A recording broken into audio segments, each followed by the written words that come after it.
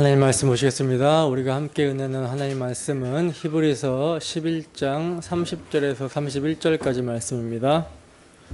우리가 함께 은혜 나눌 하나님 말씀은 히브리서 11장 30절에서 31절까지 말씀. 31절은 다음 주에 살펴보기로 하고요. 30절만 우리가 함께 한 목소리로 합독합니다. 시작. 믿음으로 7일 동안 여리고를 도니 성이 무너졌으며. 아멘. 믿음으로 7일 동안 여리고를 돌다. 믿음으로 7일 동안 여리고를 돌다라는 제목으로 하나님 말씀 증거하도록 하겠습니다.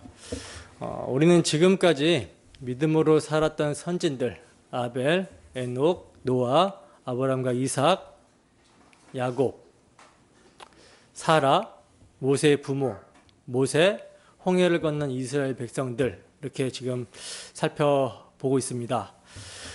히브리서 11장에서 히브리서 기자는요, 이 사람들이 다 믿음으로 어떠한 믿음의 증거를 나타내며 살았는지를 기록을 하고 있어요.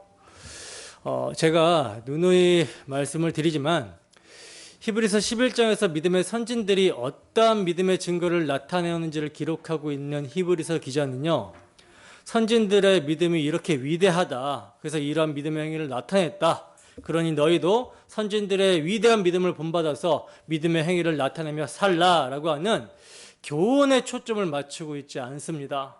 왜냐하면 선진들의 믿음은 그들 스스로에게서 나온 것이 아니라 오직 은혜로 말미암아 선물로 주어진 것이기 때문이라는 거예요. 따라서 히브리서 기자가 히브리서 11장에서 믿음의 선진들이 어떠한 믿음의 증거를 나타내는지를 기록하고 있는 목적은요, 과연 믿음이라는 것이 무엇이기에 믿음이 없는 선진들로 하여금 이러한 믿음의 증거를 나타내게 하였는지를 성경의 독자들에게 알게 하는 것이 그 목적입니다. 우리가 그동안 살펴봤지만 히브리서 기자가 증거하고 있는 믿음이 무엇이었습니까? 믿음은 눈에 보여지고 만져지는 것을 바라고 소망하며 이를 얻기 위한 사람의 신념이나 열심, 노력이 아니라 눈에 보이지 않는 하나님의 약속의 말씀을 믿고 바라보는 것, 소망하는 것, 이것이 이제 믿음이라고 그랬죠.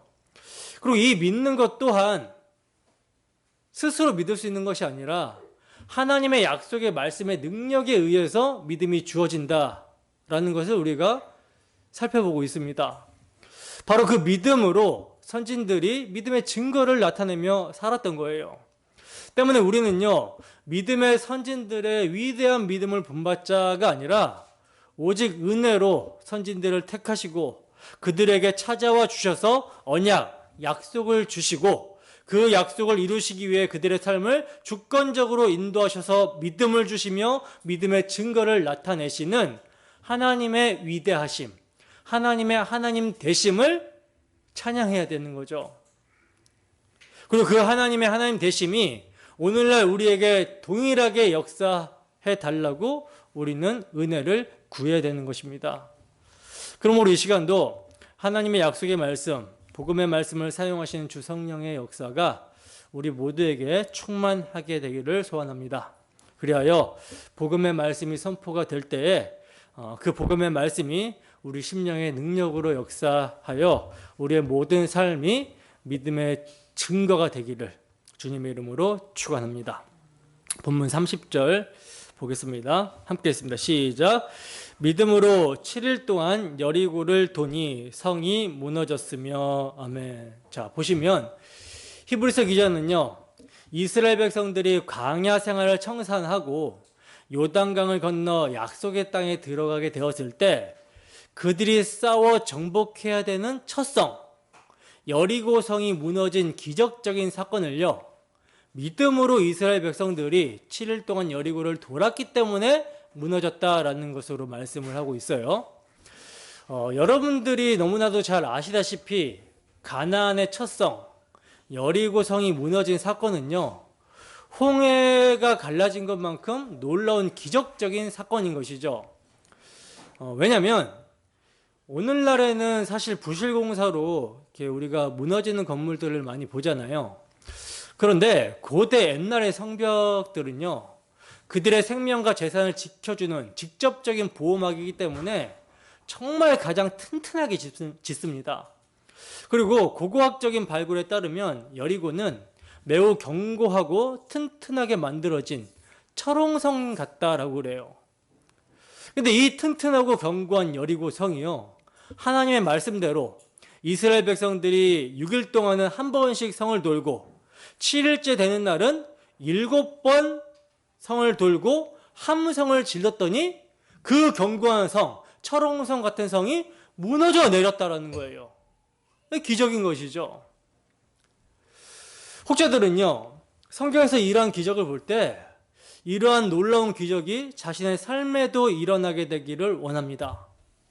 도무지 벗어날 수 없는 생활고에서 기적적으로 벗어나게 되는 거, 도무지 회복할 수 없다라고 진단을 받은 병에서 기적적으로 낫게 되는 거, 여러 가지 자신의 삶에서 겪는 문제와 어려움들이 기적적으로 호전되기를 기대하는 거예요. 성경의 이런 기적들을 볼 때.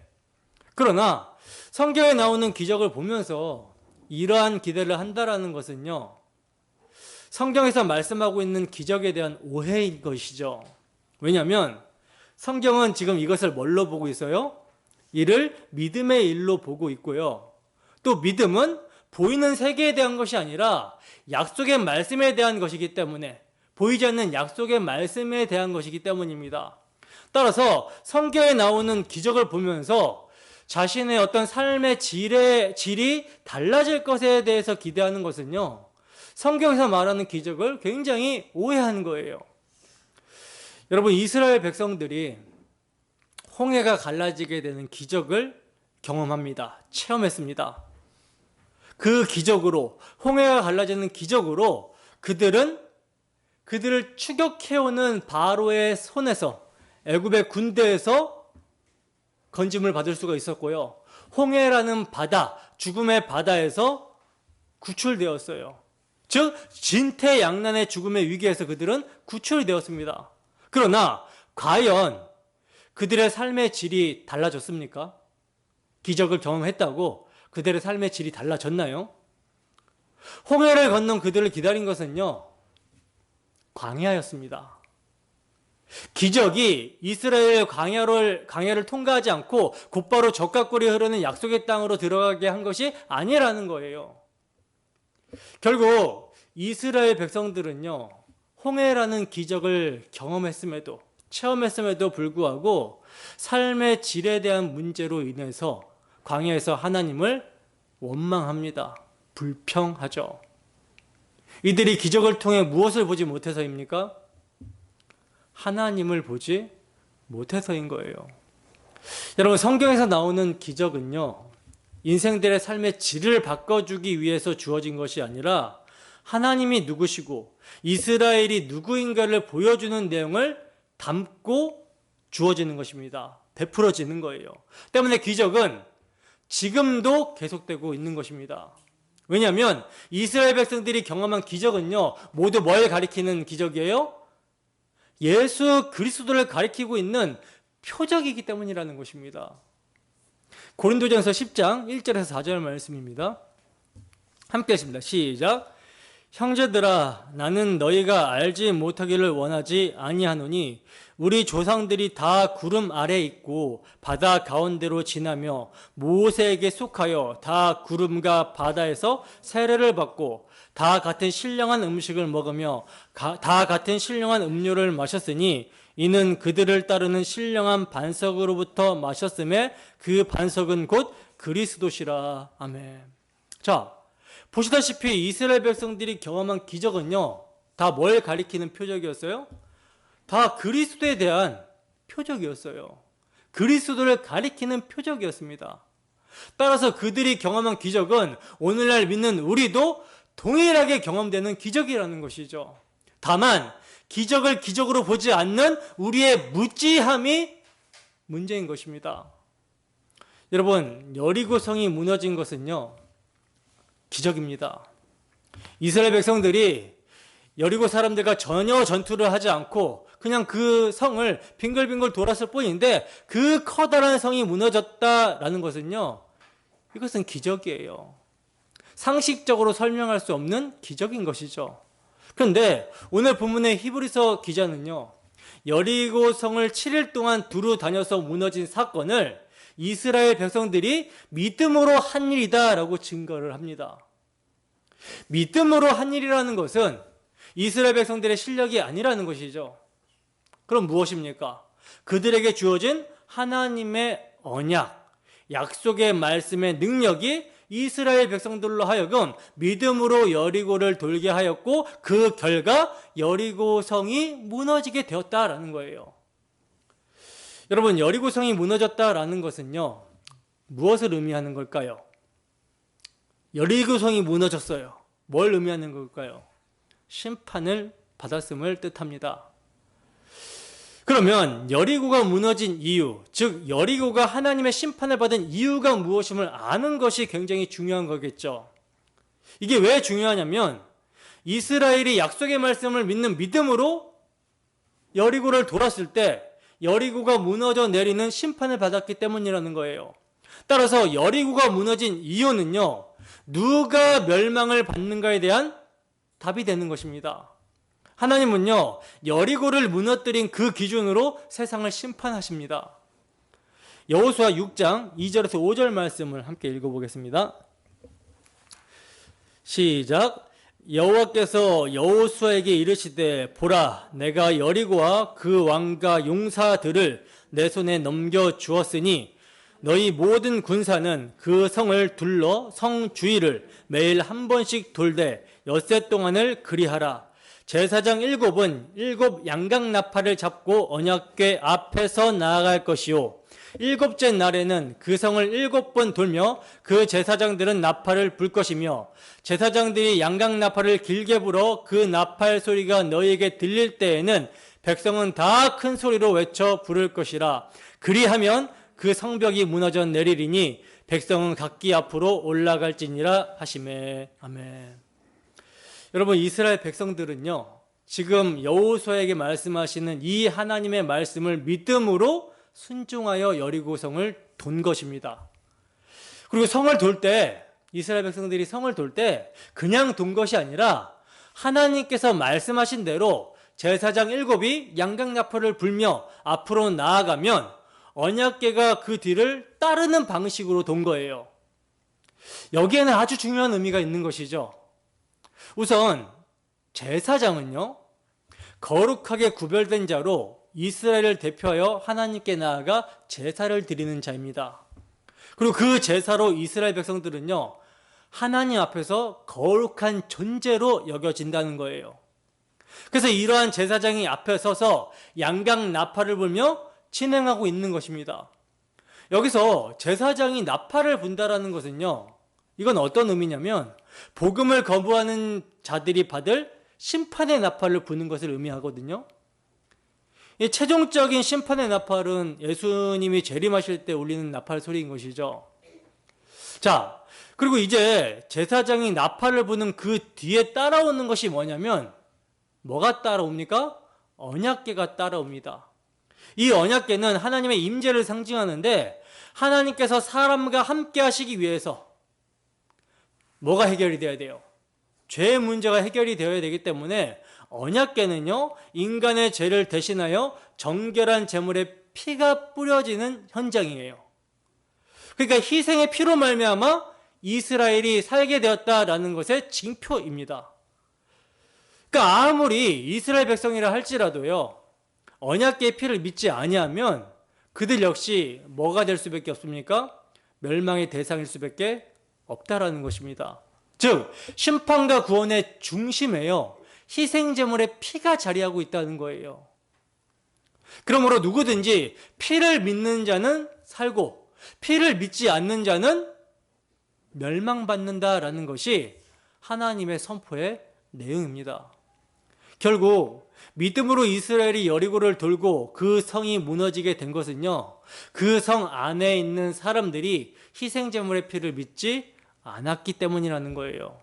어린 양의 피를 믿지 않음으로 그 죄가 용서되고 거룩한 존재로 여김받을 수 없었기 때문에 멸망의 자식으로 남게 되었던 것입니다.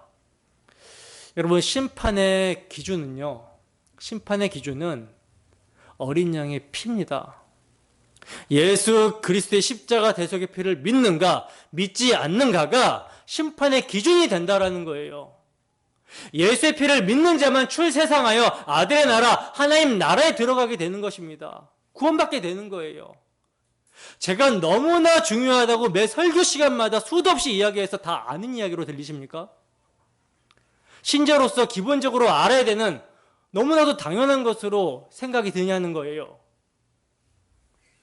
그러나 여러분, 예수 그리스도의 대속의 피를 믿어야 구원받고 하나님 나라에 들어갈 수 있게 된다라는 것은요, 이것은 아는 것으로 되는 것이 아니라 오직 은혜로 피를 믿어야 되는 것입니다.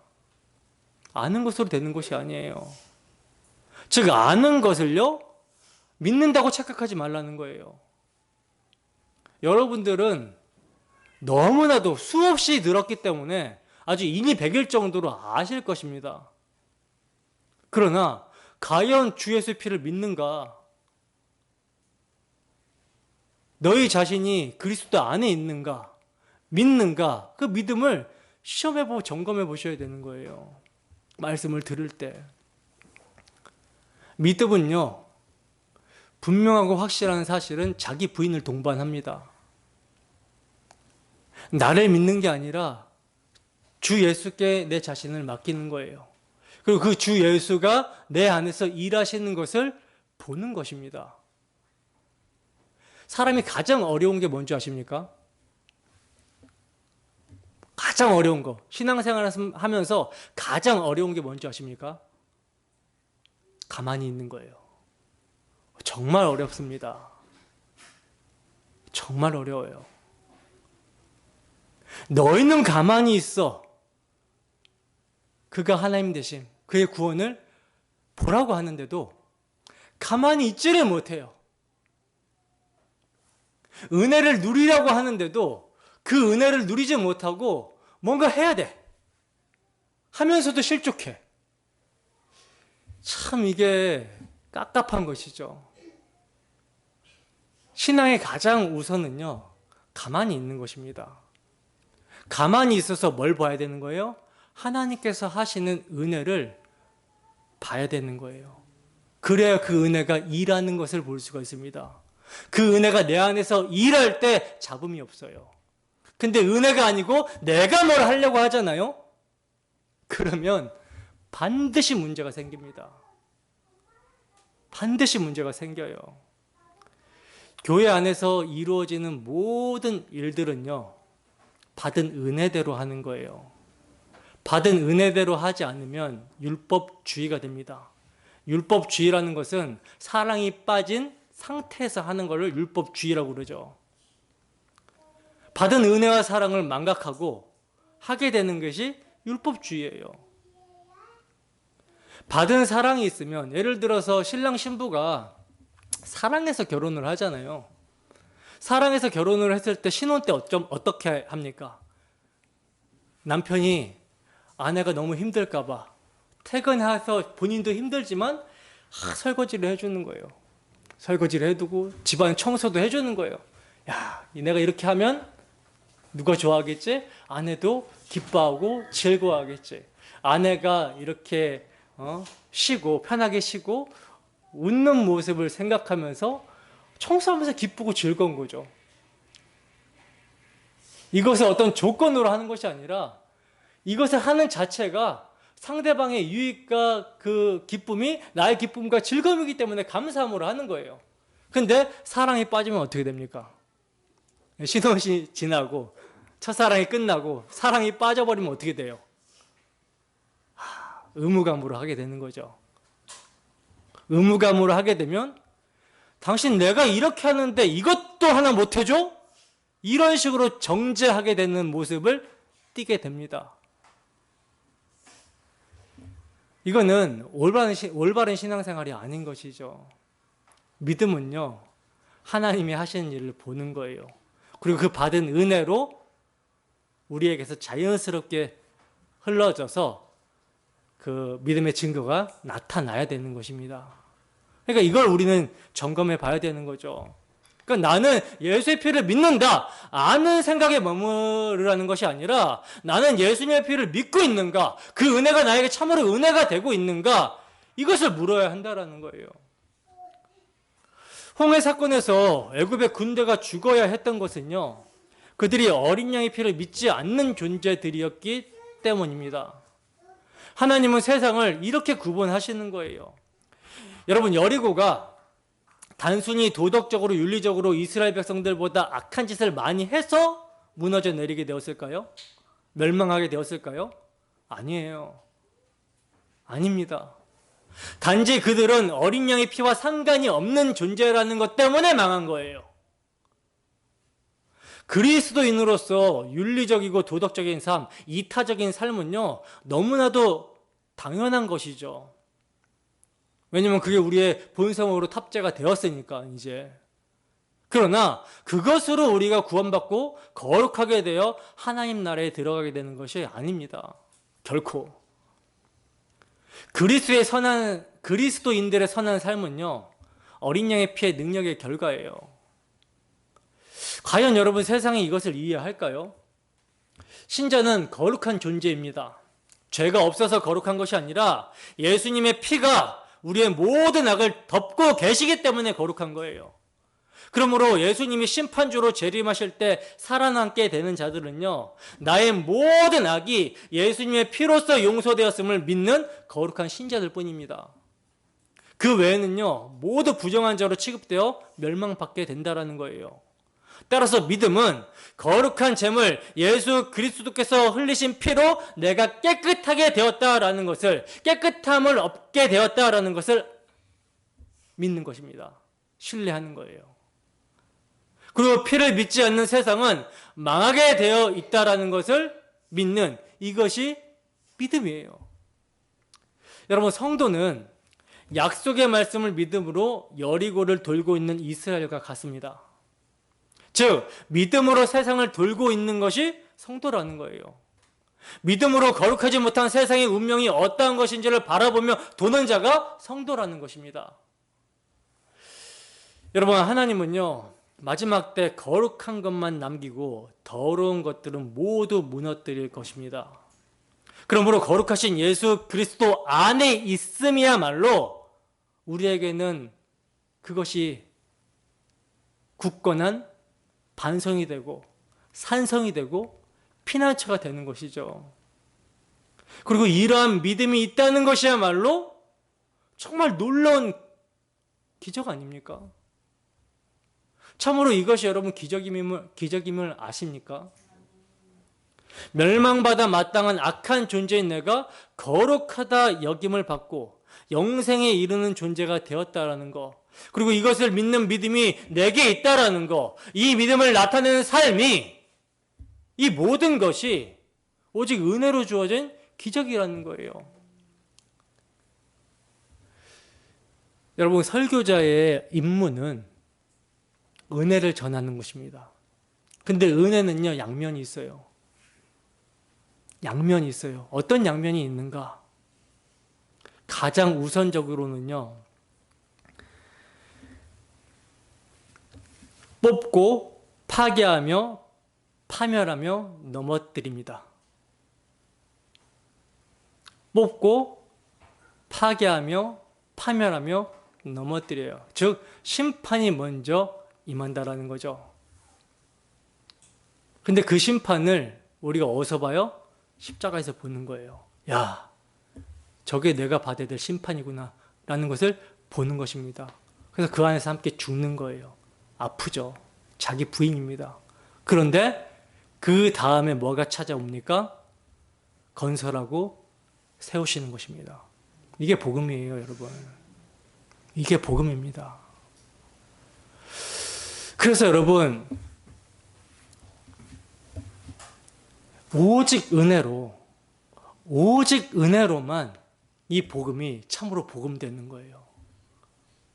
복음이 되지 않는 사람들은 어떻게 받아들이게 되냐면 자꾸 자신을 내리친다라고만 생각이 들어요. 그러나 내리치는 게 아니죠. 우리의 실체와 실존을 보라는 거죠. 우리가 하나님 앞에서 얼마나 경건치 않고 죄인인지 원수된 자들인지 보라는 것이죠. 그리고 이러한 원수된 자들에게 하나님께서 어떠한 일을 행하셨는지, 심판받고 멸망할 자들에게 하나님께서 어떤 일을 행하셨는지 보라는 것이죠. 그것을 볼 때 세워지니까, 그것을 볼 때 건설이 되어지니까. 이게 여러분, 너희는 가만히 있어 그가 하나님 되심을 알지어다, 볼지어다, 이것입니다. 근데 이 하나님 되심을 아는 것, 하나님의 구원을 보고 은혜를 받게 되어서 우리가 믿음으로 행하게 되었다면, 우리의 믿음을 나타내게 되었다면 이것이 정말 얼마나 큰 기적입니까? 여러분, 이러한 엄청난 기적으로 우리에게 믿음이 주어졌다면, 그래서 믿음으로 산다면 우리는 무엇을 가지고 세상을 돌아야 합니까? 어린 양, 우리 주 예수 그리스도의 피를 가지고 그 복음의 나팔을 불며 세상을 돌아야 되는 것이죠. 우리가 이렇게 돌 때 여리고안, 즉 세상에 있는 사람들은요, 우리를 조롱할 것입니다. 미친 사람으로 볼 거예요. 왜냐하면 그들의 눈에는 십자가의 도가 어리석고 미련하게 보이기 때문이라는 것이죠. 철옹성 같은 세상이 도무지 무너져 내리지 않을 것 같기 때문에 그 세상을 빙글빙글 돕는 우리들의 모습을 보면서 계란으로 바위치는 모습으로 보여질 거라는 거예요. 그렇게 보여지니 얼마나 우습겠습니까? 그들이 기대하는 신은요, 어떤 신이에요? 나와 같이 죽어서 세상을 탈출하자라고 하는 신이 아니라, 서두에서 말씀드렸다시피 여러 가지 자신의 삶에서 겪는 문제와 어려움들을 신의 도움으로 기적적으로 호전시켜주는 그런 신을 원합니다. 그런데 나와 같이 죽어야 산다라고 하는 그런 신, 십자가의 도를 전하니 이 얼마나 미련하고 어리석게 보이겠습니까? 얼마나 조롱하겠냐는 거예요. 그러나 제가 확신하고 분명하게 말씀을 드리지만요, 주 예수 그리스도의 십자가에서 세상은 무너져 내렸습니다. 우리는 지금 이를 믿음으로 세상을 돌고 있지만 그 십자가에서 이미 일어난 일이 하나님께서 말씀하신 대로 확증이 되는 날을 우리가 보게 될 거예요. 우리 주님이 십자가로 여러분 승리하셨습니다. 우리 또한 그 안에서, 그 주님 안에서, 승리하신 주님 안에서 승리했습니다. 세상은 그리스도의 죽음 안에서 무너져 내렸습니다. 그리스도께서는요, 부활로 이를 확증해 주셨어요. 여러분, 이것이 우리에게 위로가 되십니까? 이게 여러분, 우리에게 위로가 되어줘야 돼요. 여러분들은 제 고충을 모르실 것입니다. 저도 여러분들의 고충을 모르겠지만 제 고충을 여러분들을 모르실 거예요. 어떤 고충을 갖고 있는지, 얼마나 삶이 힘든지. 믿음으로 산다는 게 저도 정말 분투하거든요. 그래서 주저앉을 때도 있고 일어서기 싫을 때도 있고, 근데 그때마다 나를 일으켜주는 힘은 복음입니다. 그리스도께서 승리하셨다는 거예요.